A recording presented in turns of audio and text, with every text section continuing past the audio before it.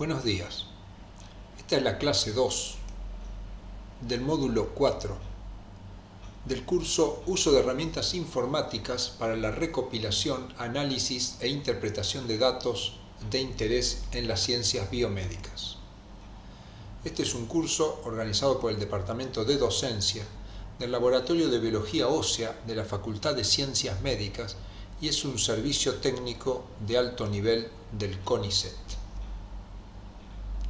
Revisemos brevemente el contenido de este módulo.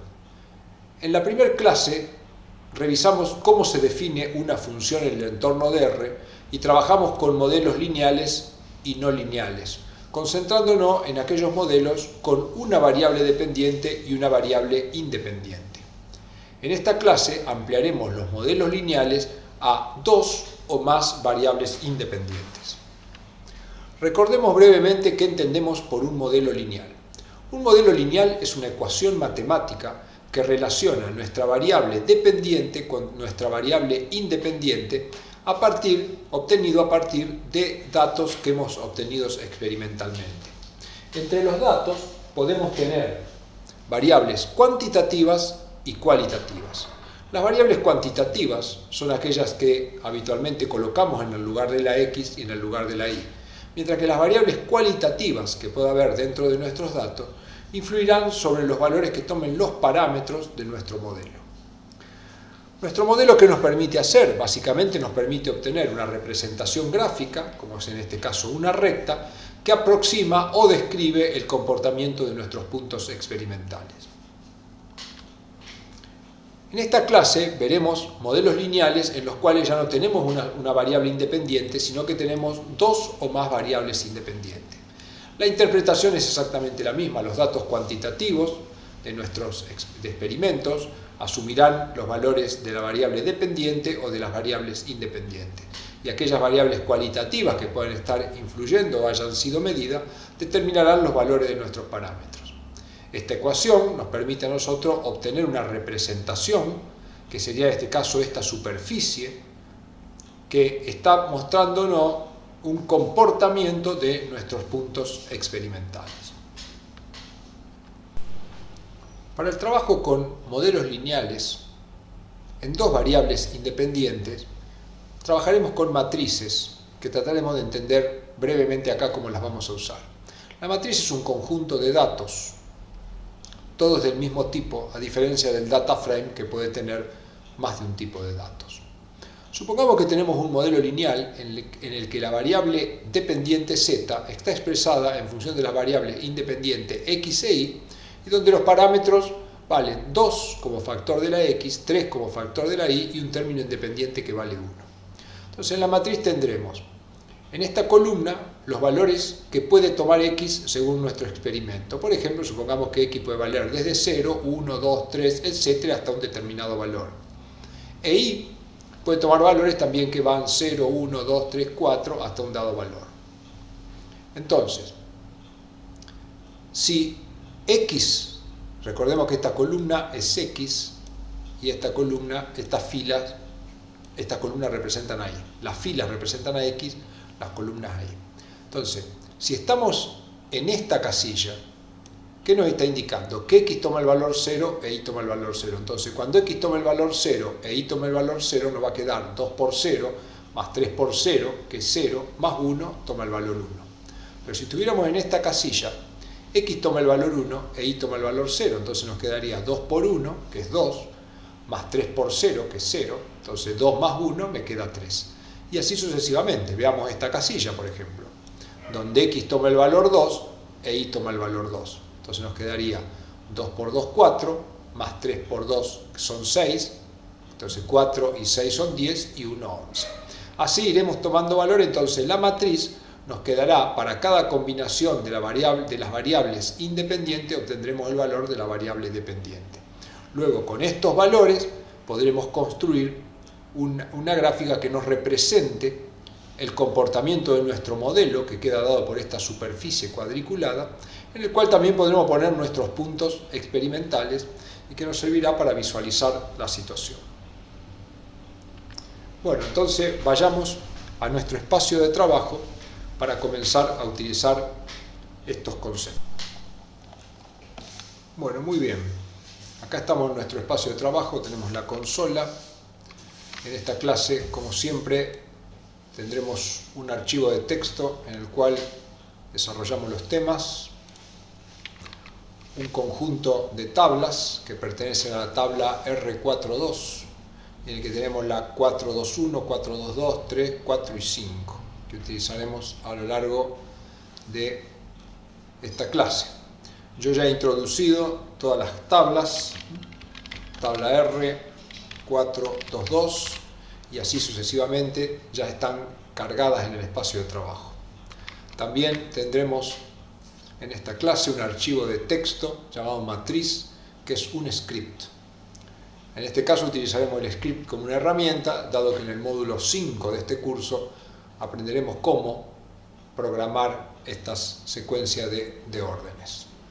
Entonces comenzaremos a trabajar con el espacio de trabajo. Entonces vamos a ver nuestra primera tabla R421. Es una tabla en la cual tenemos variables. La variable que tenemos es la variable t, a y x. Entonces, esta tabla lo que vamos a hacer es construir un modelo lineal y vamos a recordar ciertas partes. Entonces, haremos un modelo lineal que lo vamos a llamar LM tabla R421.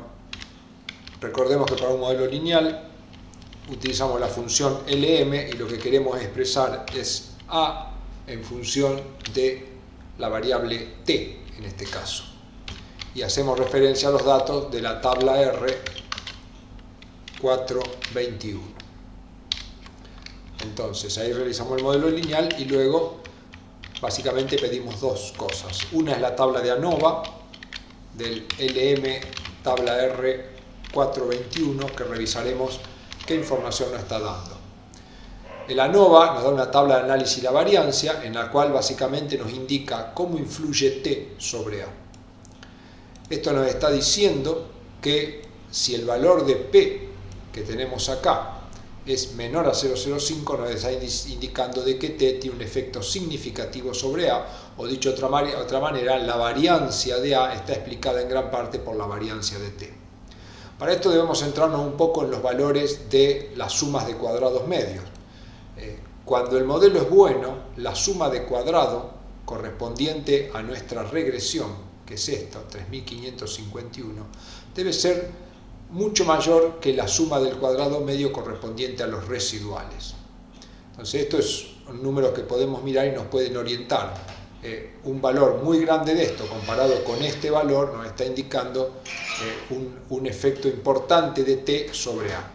El cociente de estos dos números nos da un valor de F, que es en este caso es 93, que surge de dividir 3551 por 37,8, y nos da este valor de F. Y esta probabilidad es la probabilidad de obtener un valor de F mayor que 93. Por lo tanto, un valor de F grande nos está diciendo que nuestro modelo es bueno, es decir, que la variabilidad de A está expresada en gran parte por los valores de T. También lo que podemos pedir es un summary del LM tabla R421. El summary que hemos pedido acá nos indica varias cosas. Por un lado nos indica la fórmula que hemos utilizado y los datos que hemos utilizado para obtener los parámetros de nuestro modelo. Por otro lado tenemos los residuales, que como hemos visto la mediana debe tener un valor cercano a 0 y el mínimo y el máximo son valores relativamente cercanos en valor absoluto, pero de signo contrario, lo mismo que el primero y el tercer cuartilo. No es lo mejor que podríamos obtener, pero tampoco es malo lo que hemos obtenido en este lado. Y luego acá tenemos los coeficientes, es decir, los valores de los parámetros. El primero corresponde a la ordenada al origen y el segundo corresponde al parámetro que multiplica a t. Y lo que vemos acá son las probabilidades. Cuando estos valores son menores de 0,05 nos está indicando de que la intersección es significativamente diferente de 0. Es decir, el valor es menos 11,5 y a su vez esto nos está indicando que es significativamente menor que 0. Y la pendiente, o el parámetro de la variable t es 5,6818 y es significativamente diferente de 0. Estos números que vemos acá, simplemente con que sean menores a 0,05 es como que ya nos están indicando diferencia. Y después, bueno, estos asteriscos que aparecen acá al lado, que podemos visualizar acá abajo, nos están indicando el grado de significación. Cuando tiene 3 asteriscos es muy significativo, cuando tiene 2 es un poco menos, o si lo miramos acá abajo nos está indicando referencia a menor a qué valor es. Otro valor importante cuando hacemos un modelo lineal es el R cuadrado.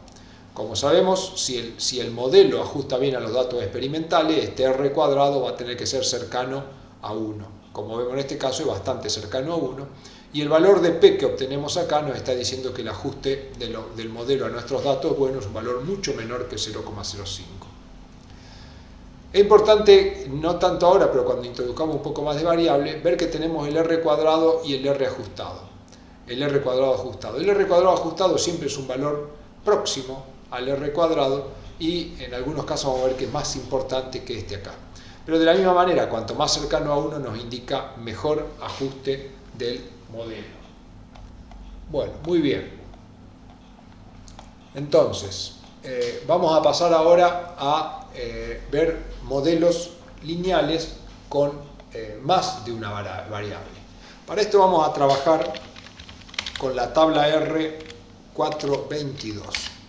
Esta tabla tiene una variable t, una variable a y una variable x,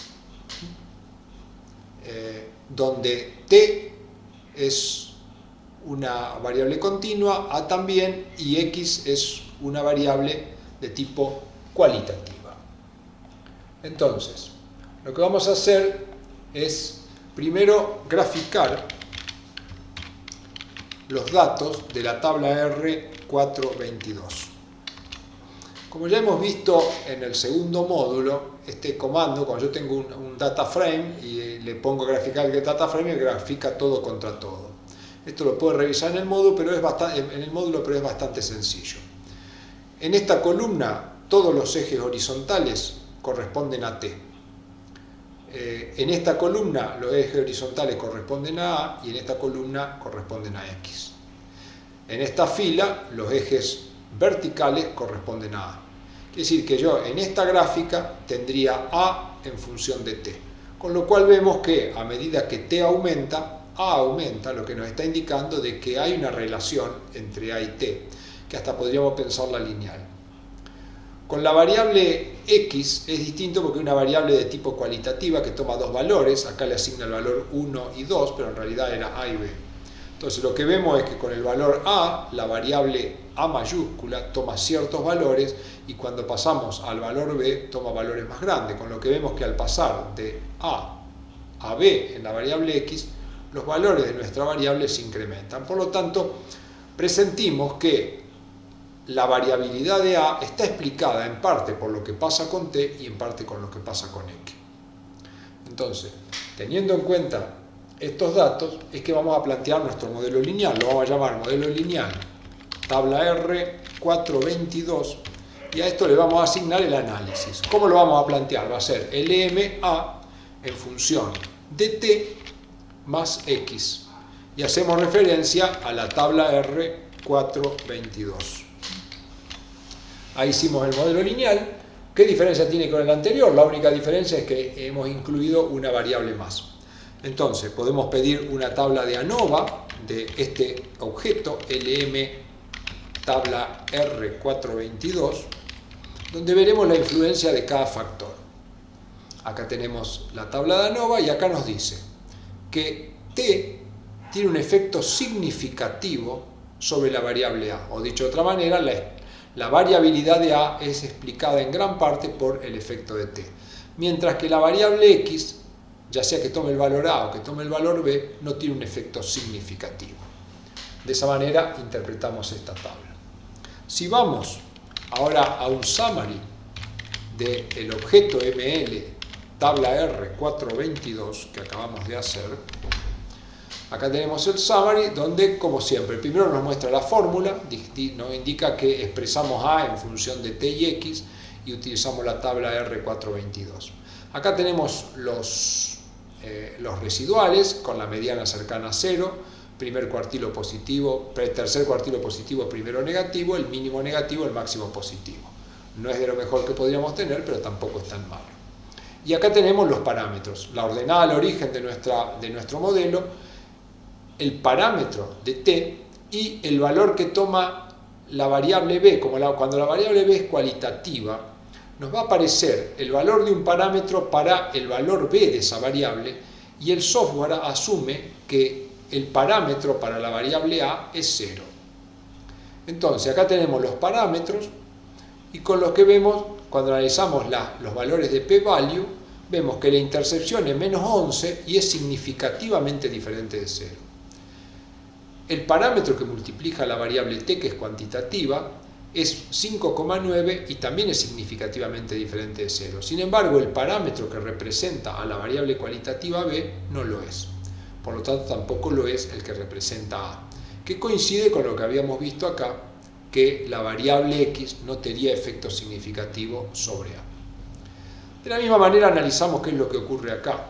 El r cuadrado nos da 0,91, es un valor de r interesante, y el r cuadrado es un poco menor, pero como siempre cercano. Lo que nos está diciendo que de alguna manera nuestra variable t y x están representando, o la variabilidad de t y x representa a la variabilidad de a.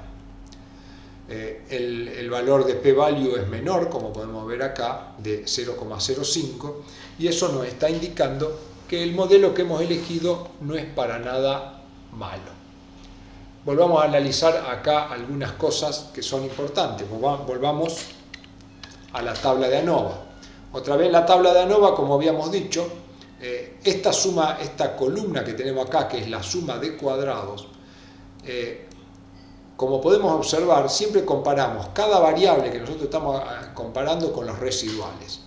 Para que una variable realmente tenga valor dentro del modelo, la suma de cuadrados tiene que ser mucho más grande que la suma de cuadrados de los residuales.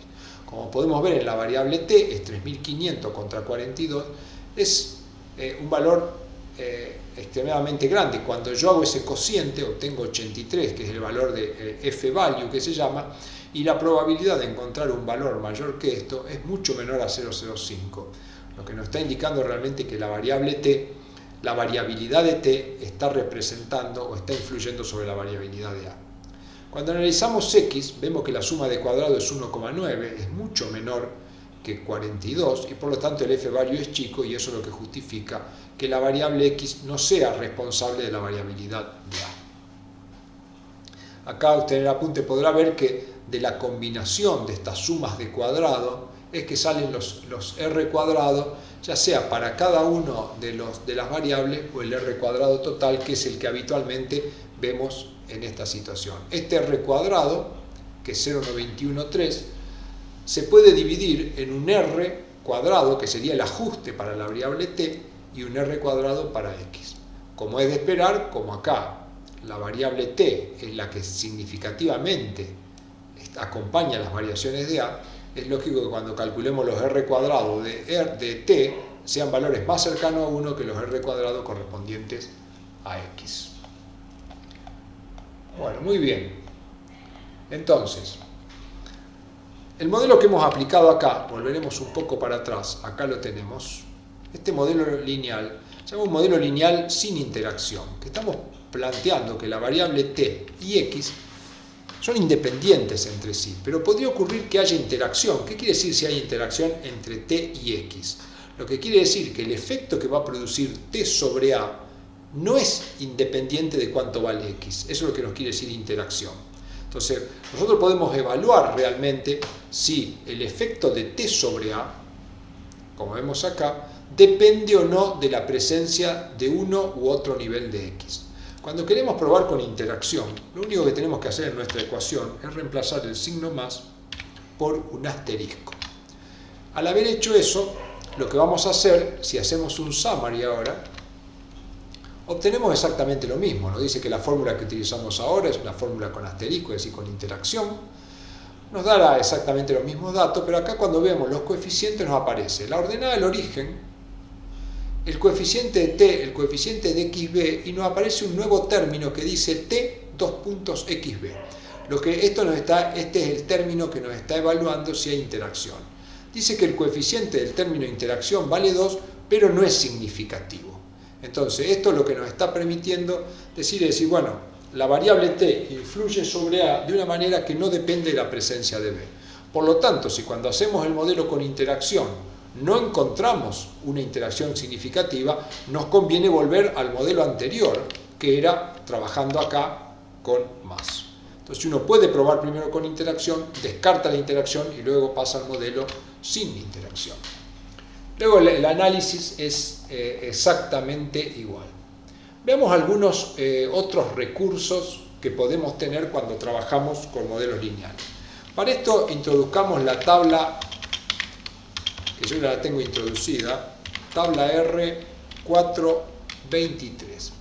La tabla R423 tiene 3 variables que llamé A, B y C mayúscula. Tomemos C como la variable dependiente y A y B como las variables independientes y planteemos un modelo lineal.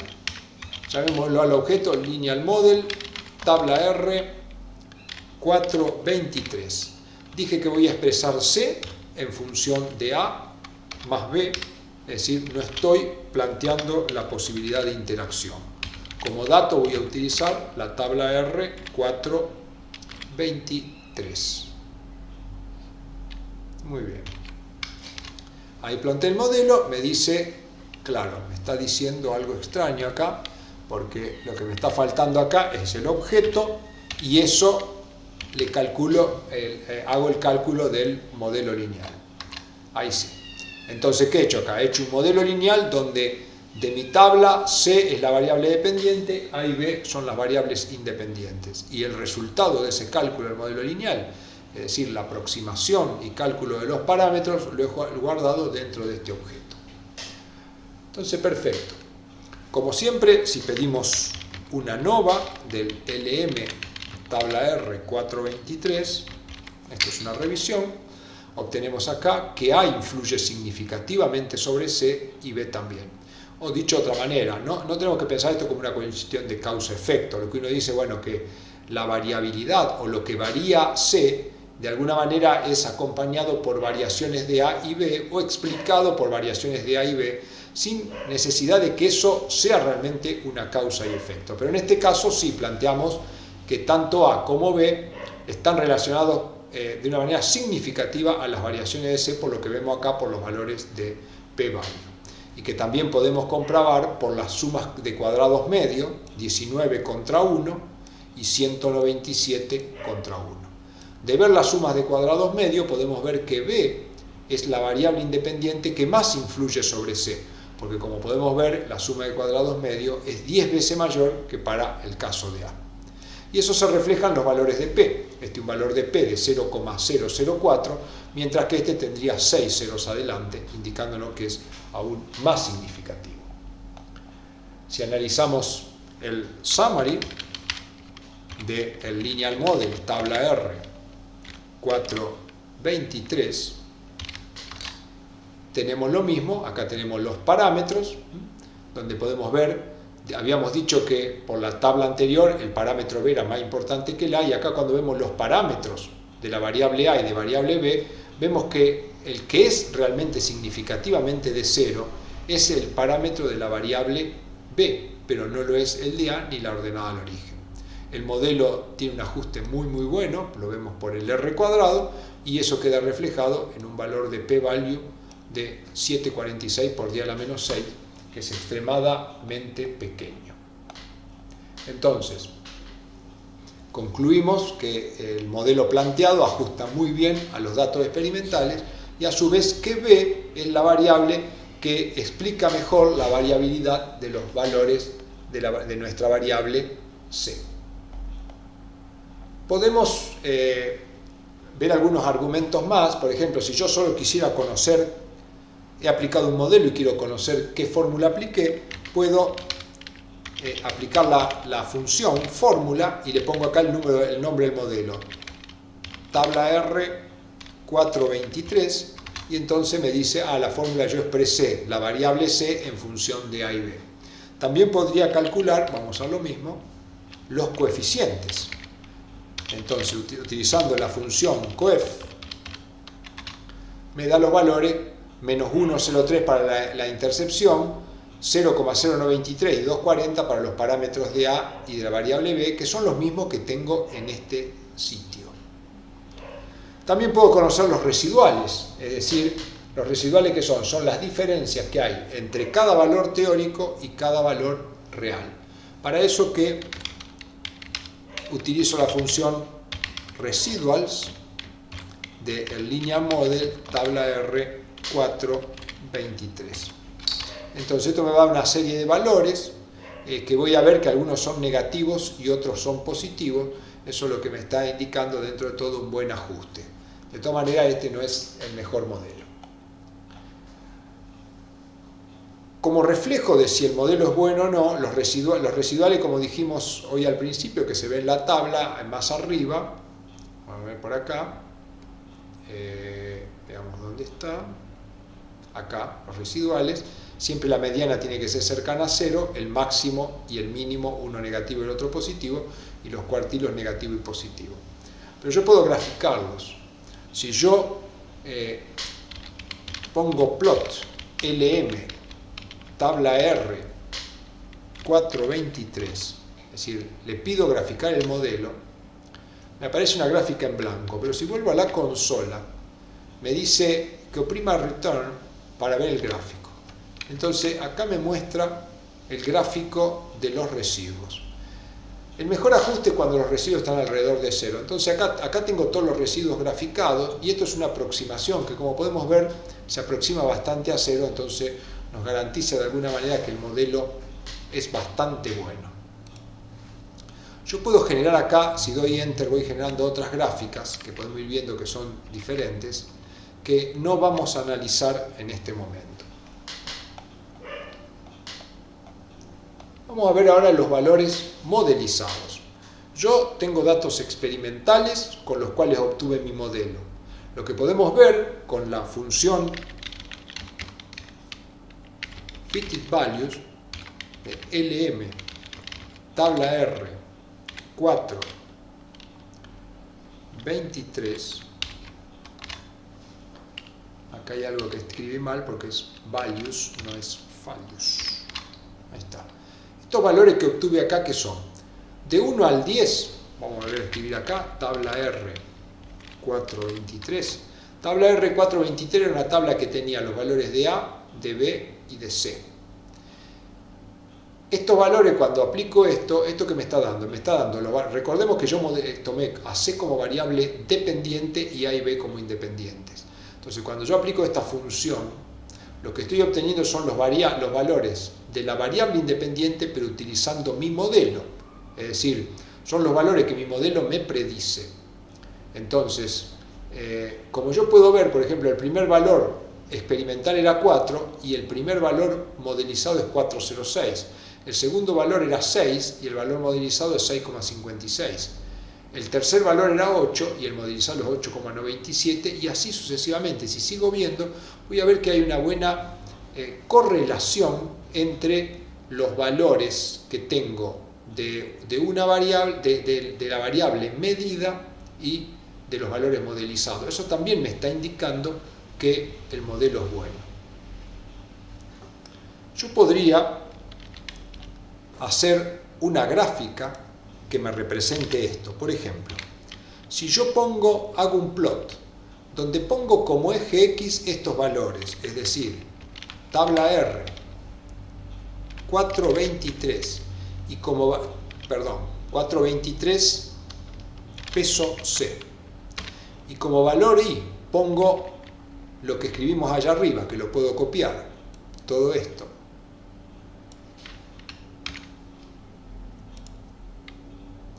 Vamos a ver si lo podemos poner acá.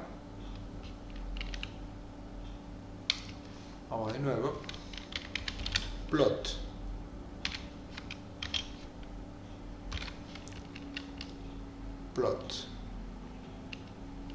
Tabla R423, peso C, y pegamos esto, que serían los valores ajustados. Entonces, graficamos los valores de C en función de los valores ajustados. Y acá vemos, ¿qué nos muestra esta gráfica? Acá tenemos los valores de C y los valores ajustados, lo que esto nos está representando que el modelo es muy bueno porque los valores que tenemos experimentalmente se correlacionan muy bien con los valores que obtenemos experimentalmente. Cuanto peor es el modelo, estos datos quedan más dispersos. Bueno, muy bien. También podemos calcular los intervalos de confianza. Con la función confint, llamamos el modelo tabla R423, que es donde tenemos nuestros datos, y le damos un nivel de significación de 0.95, por ejemplo, como trabajamos siempre con un error de tipo 1 de 0,05. Entonces acá nos aparecen los intervalos de confianza. Los intervalos de confianza, ¿qué es? Es un intervalo que nos involucra a cada uno de los parámetros. Entonces, por ejemplo, para la ordenada al origen, el intervalo de confianza es de menos 4 a casi 2. Para la variable A es de menos 0,6 a 0,8 y para la variable B es de casi 2 a casi 3, digamos. ¿Cómo se interpreta un intervalo de confianza? Si el intervalo de confianza entre el mínimo y el máximo está incluido el valor 0, podemos afirmar que ese valor no discrepa de 0 con un error, por supuesto, de 0,05. Por ejemplo, para la intersección, entre menos 4 y 2 está incluido el 0, por lo tanto decimos que la intersección no es diferente de 0. Conclusión que también arribamos en el momento que analizamos el summary. El parámetro de la variable A está entre menos 0,6 y 0,8, por lo tanto también incluye al 0 y el parámetro no discrepa de 0. En cambio, para el modelo B está entre 1,98 y 2,83, que no incluye al 0, entonces decimos que el parámetro de B es significativamente diferente de 0.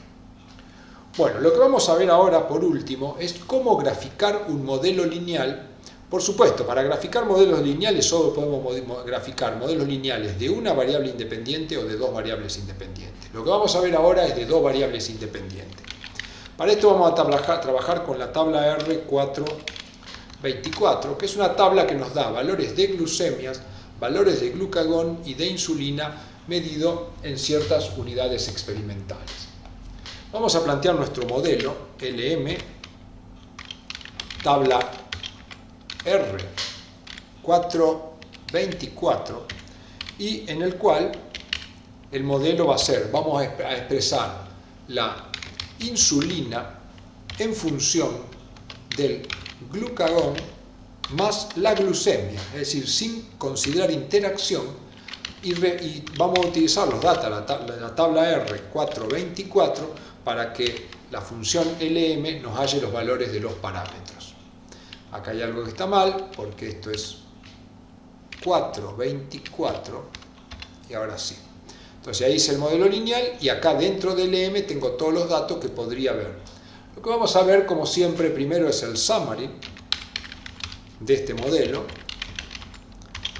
LM, tabla R424, donde vemos que la intersección es significativamente diferente de 0, por supuesto, tiene un punto y es un poquito mayor de 0,05. Cuando tiene un punto, como podemos ver acá, es con un error de tipo 1 del 10%, pero casi la intersección es diferente de 0.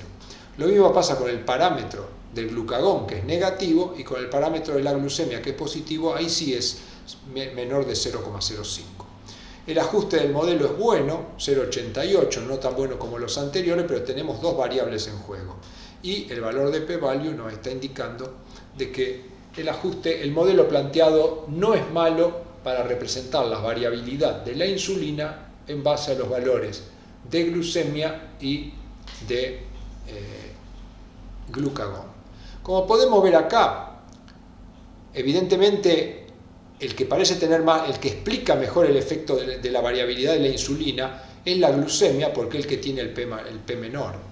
Si hiciéramos una tabla de ANOVA, volvemos sobre lo mismo que hemos trabajado casi toda la clase, tabla R424, donde vemos los efectos. Acá tenemos el efecto del glucagón, el efecto de la glucemia y el efecto de los residuales. Y acá donde nos puede llegar a resultar sorprendente. ¿Por qué? Porque la pendiente del glucagón era menos 4 y era apenas significativamente diferente de 0, cuando la glucemia era muy diferente de 0. Sin embargo, cuando vemos el efecto, vemos que el glucagón es el que más determina los valores de insulina con respecto a la glucemia. Esto se debe muchas veces a los valores que toman las variables cuando las analizamos. Por ejemplo, acá el glucagón tiene valores que oscilan en un rango y la glucemia en otro, y entonces ese tipo de cosas pueden ocurrir que pueden llegar a confundirnos, pero en general no es para pasar a mayores complicaciones. Entonces, muy bien, esto nos está indicando, si volvemos a hacer tenemos acá arriba el summary, esto nos está indicando, voy a poner un numeral para poder escribir, esto nos está indicando que yo podría escribir mi modelo como quedaría, que la insulina es igual a 30,744 menos 4.683, que es el valor acá, multiplicado por el glucagón, más 11,373, que es lo que tengo acá, 11,373 por los valores de glucemia que están dados con G.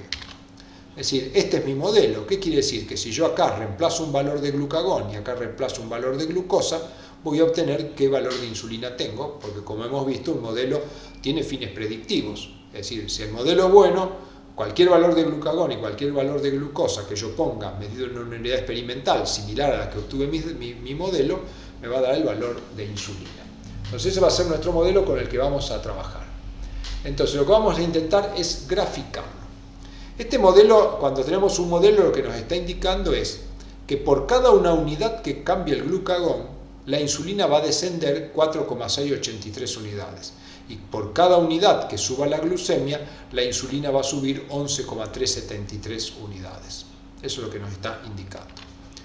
Bueno, para graficar, primero vamos a ver cuál es el rango de variación de la glucemia.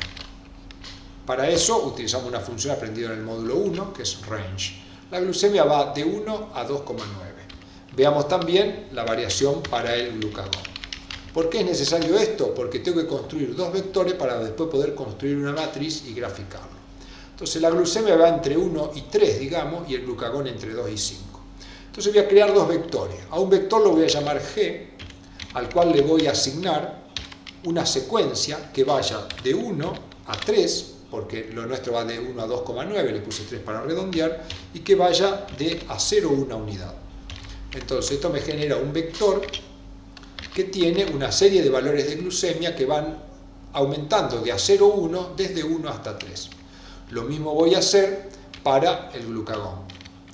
Voy a crear un vector que se llame glucagón, pero que va a ir de 2 a 5, aumentando de a 0,1. El vector glucagón tiene estos valores. Entonces, ya teniendo los dos vectores, lo que voy a hacer es construir una matriz. Para construir una matriz, primero tengo que crear, esto también ya lo hemos visto, voy a crear una matriz que se llama matriz tabla R 424. Para crear una matriz uso la función matrix. Como data le voy a poner 0, la creo vacía. El número de filas que va a tener mi matriz va a ser la longitud del vector G, y el número de columnas va a ser igual a la longitud del vector glucagón. Es decir, si el vector G tiene 21 unidades, por lo tanto va a tener 21 filas, y el glucagón tiene 20, y si cuento hasta acá tendrá cerca de 30 columnas. Voy a tener una matriz de 20 por 30. Entonces ahí creé la matriz, me ha faltado seguramente, ahí está. Si yo miro la matriz tabla R 424, acá me aparece toda una matriz con ceros, donde tengo las filas que van de 1 a la 21 y las columnas que van hasta la columna 31, todas vacías. Entonces, esa matriz, ahora la voy a llenar con datos. Para datos, ¿qué voy a hacer? Lo que expliqué en la introducción. Voy a tomar cada valor de glucemia, cada valor de de glucemia y de glucagón, y voy a calcular con las fórmulas que habíamos planteado hoy, que está por acá, con esta fórmula para cada valor que tengo acá en la matriz, para cada valor de glucagón y de glucemia, voy a calcular el valor de insulina y lo voy colocando en esta matriz. Eso, para hacerlo, lo voy a hacer con un script. El script ya lo tengo cargado y ya, como le dije, aprenderemos a hacer estos scripts en el módulo siguiente, es casi el tema específico del módulo 5. Para ejecutar un script es sencillo, se utiliza la función source y se coloca el nombre del script. Mi script yo lo llamé matriz. Y entonces lo ejecuto. Ahí se ejecutó, ¿y qué hizo? Si yo ahora llamo de nuevo la matriz, voy a ver que la matriz está llena de números. ¿Qué son estos números? Son los valores de insulina que corresponden a cada una de las combinaciones posibles de los valores de glucosa y de glucagón. Entonces ahora viene la gráfica. Voy a hacer una gráfica tridimensional. Esto lo hemos visto en el módulo 2. Voy a utilizar la función perspectiva. Como valores de x voy a utilizar una secuencia que va a ir de 1 a 3 y vamos a usar la función sin mucha explicación, tómela así, length out, matriz, tabla R424.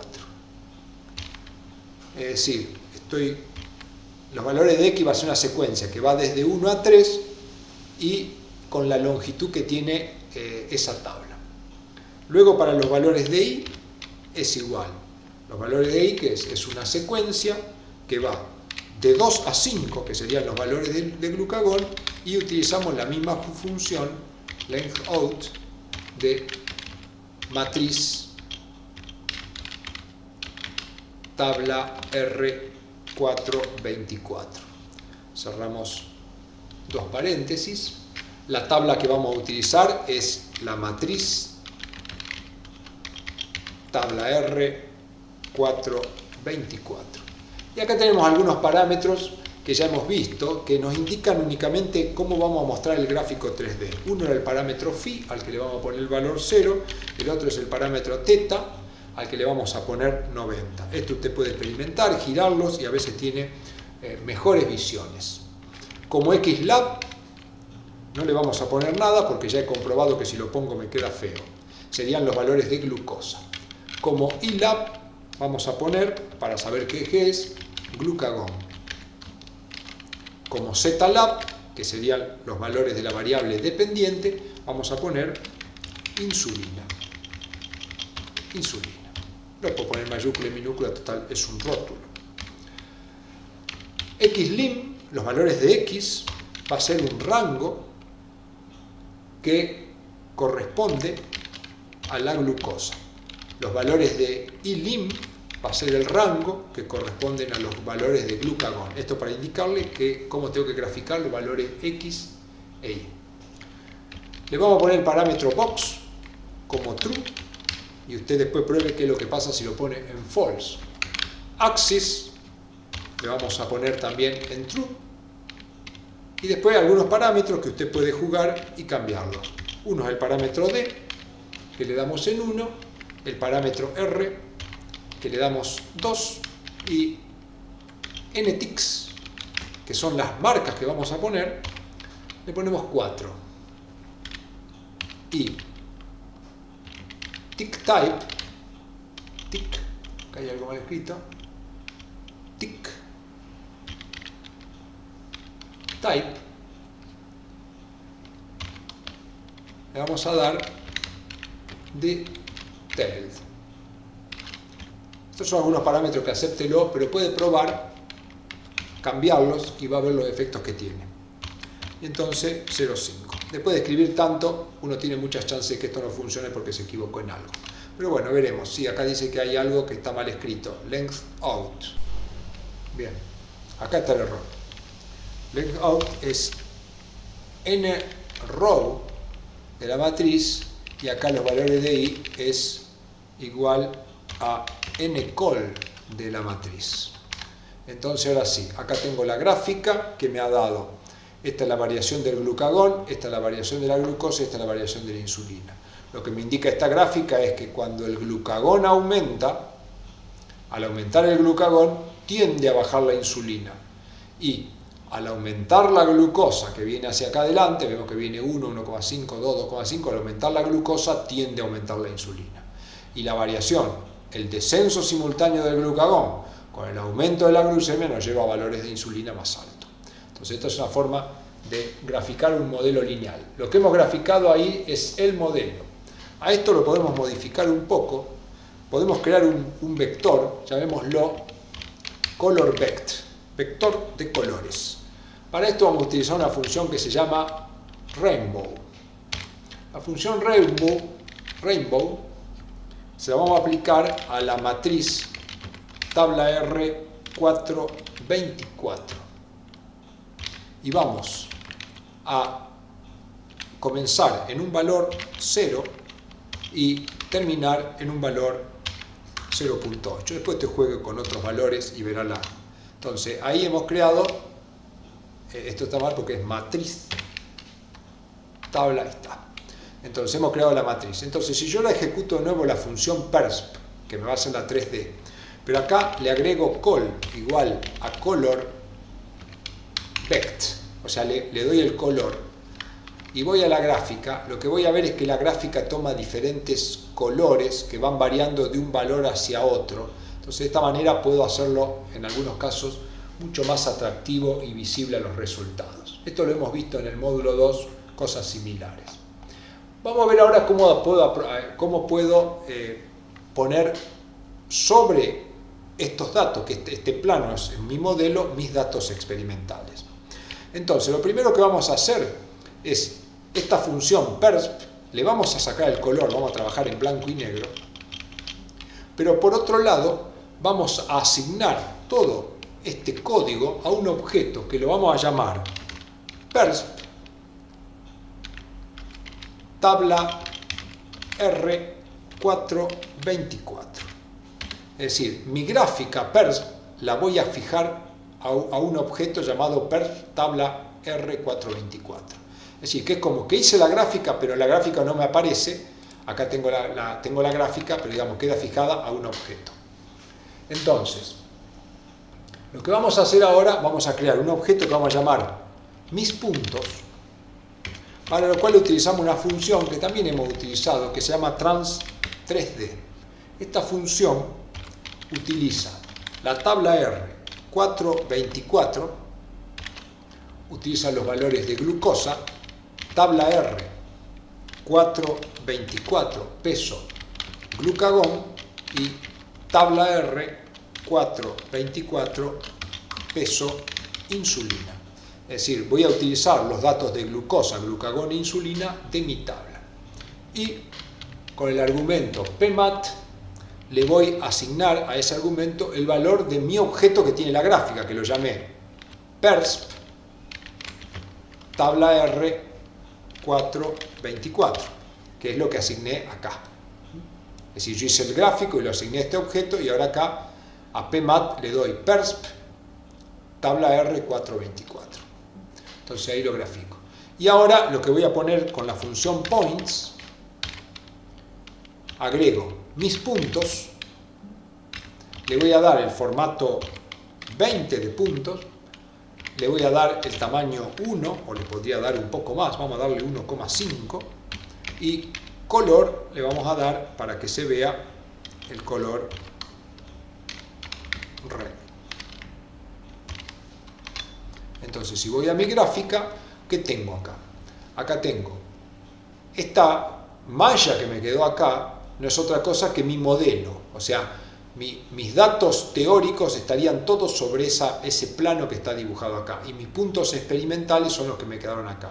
Como podemos ver, el ajuste de nuestro modelo es bueno a los datos experimentales. Intente modificando los valores de phi. Podríamos hacer una pequeña prueba para terminar esta clase. Yo puedo acá, por ejemplo, cambiarle, acá donde tendríamos phi, acá me pasé, por ejemplo a phi colocarle 30 grados, grafico esto, luego hago mis puntos y luego hago points y me voy a la gráfica y veo que acá la cambié de posición. Estoy como viendo mi modelo de una manera bien de punta, donde veo el plano como si fuera bien de una manera de un extremo, y ya veo mis datos experimentales, donde ahora veo que no es un ajuste muy bueno, como que me han quedado todos los puntos de un lado del modelo y todos los otros puntos del otro. De esta manera, girándolo puede tener diferentes funciones, diferentes formas de ver y sacar conclusiones respecto de sus datos experimentales y del modelo obtenido.